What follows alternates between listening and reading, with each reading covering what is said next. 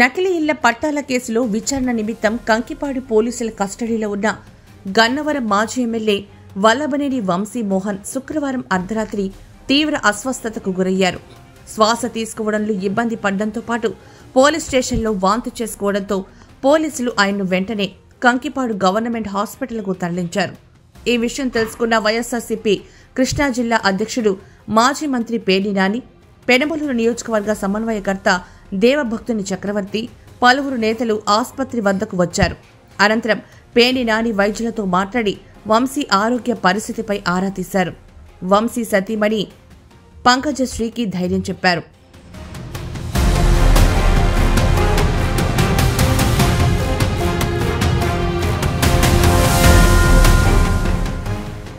అనంతరం పేర్ని నాని మీడియాతో మాట్లాడుతూ వంశీ ఆరోగ్య పరిస్థితి స్థిరంగా ఉందని తెలిపారు.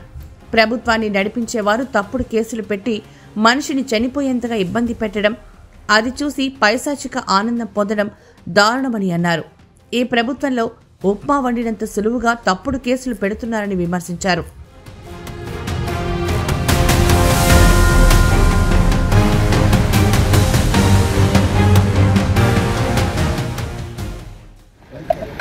నూజివీడు కోర్టు వారు కస్టడీకి ఇచ్చిన నేపథ్యంలో ఈరోజు ఉదయం వంశీ గారిని కంకిపాడు పోలీస్ స్టేషన్కి హనుమాన్ జంక్షన్లో ఉన్నటువంటి కేసు రీత్యా ఇక్కడికి విచారణ కోసం, కస్టోడియల్ విచారణ కోసం కంకిపాడు తీసుకొచ్చారని చెప్పి అందరికీ తెలిసిన విషయం.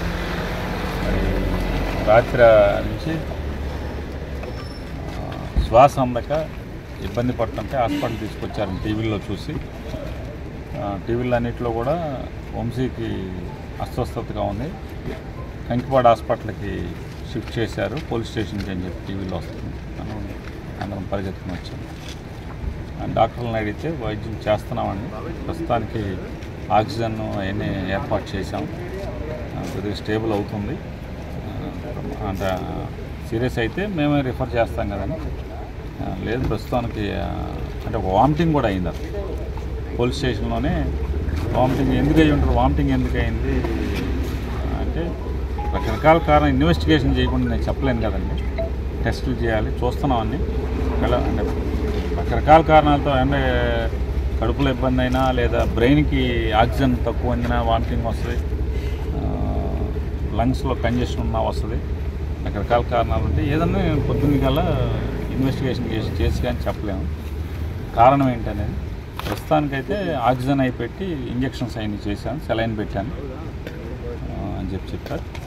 దాని మీద కొంచెం కుదుట పడిందని చెప్పని పోలీసు వారు కూడా, సార్ ఆయన కస్టడీలో ఉన్నారు కాబట్టి మీరు బయటే ఉండాలి కాబట్టి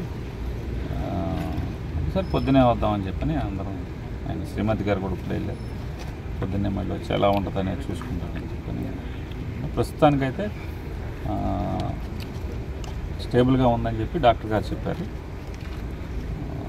వంశీని కూడా దూరం నుంచి చూస్తే, కిటికీలో చూస్తే ఆక్సిజన్ అయింది పెట్టి ఉన్నాయి, సెలైన్ వెళ్తుంది, బాగుండాలని కోరుకుని. అట్లాగే ప్రభుత్వం వారిని కూడా, ఎవరైతే ప్రభుత్వాన్ని నడిపే వాళ్ళని కూడా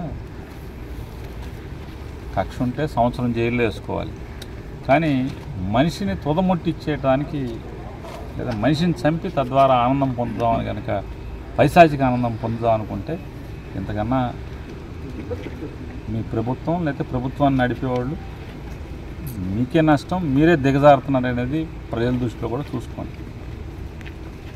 ఇది కేసు మీద కేసు, కేసు మీద కేసు, కేసు మీద కేసు, తప్పుడు కేసులు కొత్తగా తయారు చేసి మామూలు ఇంట్లో గబాలను అనుకోకుండా చుట్టాలు వస్తే అప్పుడప్పుడు అన్నీ తెచ్చి ఉప్మా వండినట్టుగా తప్పుడు కేసులు, మనం ఉప్మా వండినంత సులువుగా తప్పుడు కేసులు ఎఫ్ఐఆర్లు సృష్టించి కేసుల మీద కేసులు పెడుతున్నారు.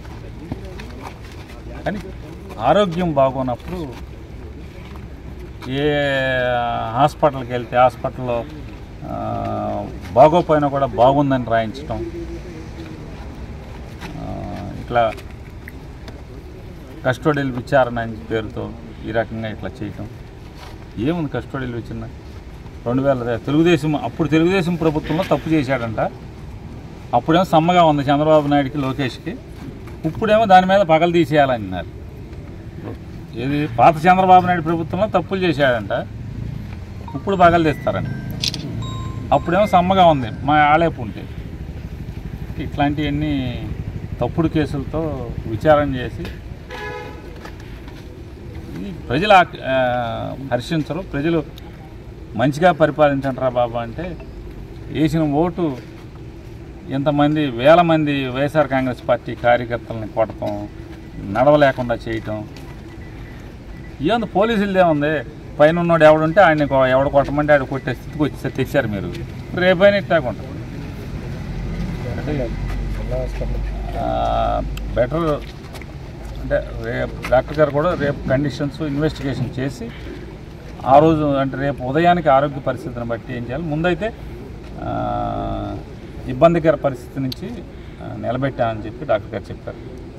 సో వైద్యాధికారులకు థ్యాంక్స్ చెప్తూ, అట్లాగే ప్రభుత్వాన్ని కూడా ఈ రకంగా ఆరోగ్యం పాడైపోయి చంపేసేదానికి ప్రయత్నం చేయడం కూడా ఇది పద్ధతి కాదు మీకు అని చెప్పిన కూడా ఎవరైతే ప్రభుత్వం నడిపి ఇవన్నీ చోద్యం చూస్తూ ఈ ఉప్మా వండినంత సులువుగా తప్పుడు కేసులు కట్టించే పనిలో ఉన్నారో వాళ్ళకి చెప్తున్నాం.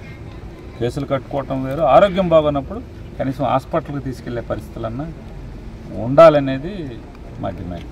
సార్, ఇప్పుడు ఆరోగ్య పరిస్థితి నిమిత్తం కూడా ఉన్నతమైనటువంటి ఆసుపత్రికి తరలించే అవకాశం ఉందంటున్నా, పోలీసులు సహకరిస్తున్నారు కదా. పోలీసుకి ఏం సంబంధం ఉంటుంది ఇందులో? పోలీసు ఏమో తీసుకొచ్చారు, వాళ్ళు ఆ పోలీస్ స్టేషన్లో వాంతి పడిపోగానే తీసుకొచ్చారు కదా. కాబట్టి పోలీసులు మనం ఇప్పుడేం తప్పు పడతాం? కంకిపాడు పోలీసులని తీసుకొచ్చి ఇక్కడ హాస్పిటల్కి తీసుకొచ్చారు. ఇక్కడ వరకు ఆయన రాజేష్ అని ఆయన పోస్ట్ గ్రాడ్యుయేషన్ చేస్తున్నటువంటి డాక్టర్ ఉన్నారు. ఆయన ఇమీడియట్గా చెప్తున్నాడు, రెస్పాండ్ అయ్యాను సార్, నేను ఆక్సిజన్ సఫిషియెంట్గా పెట్టాను, బాగానే తీసుకుంటున్నారు ఆయన. సో పారామీటర్స్ అన్నీ కూడా మెల్లగా స్టేబుల్ అవుతున్నాయి, సెలైన్ పెట్టాను, దానికి కావాల్సిన మందులన్నీ కూడా పెట్టాను అని చెప్తున్నాను. సార్, సాచురేషన్ లెవెల్స్ కూడా పడిపోయినట్టు చెప్పారు సార్, 90 వరకు వచ్చినాయి అన్నట్టు. పడిన తర్వాత ఇప్పుడు కొద్దిగా మెల్లగా ఇంప్రూవ్ అవుతుంది. మళ్ళీ చూస్తానండి. నేనైతే నాకు ఈ కేసులు ఈ కక్షలు మాకెందుకు ఉంటాయి సార్, మాకేం అవసరం. నేనైతే వంశీ గారిని శుభ్రం చేయటాకే ప్రయత్నం చేస్తున్నాను, నా శాయశక్తుల ప్రయత్నం చేస్తున్నాను. ప్రస్తుతానికి స్టేబుల్గా ఉన్నాడని చెప్తున్నాను. అర్ధరాత్రి నుంచి వంశీకి కంకిపాడు గవర్నమెంట్ హాస్పిటల్లో సిబ్బంది వైద్యం అందించారు. తెల్లారేసరికి ఆయన కోలుకున్నారు. దీంతో వంశీని డిశ్చార్జ్ చేసి రెండో రోజు కస్టడీ నిమిత్తం కంకిపాడు పోలీస్ స్టేషన్కు తరలించారు.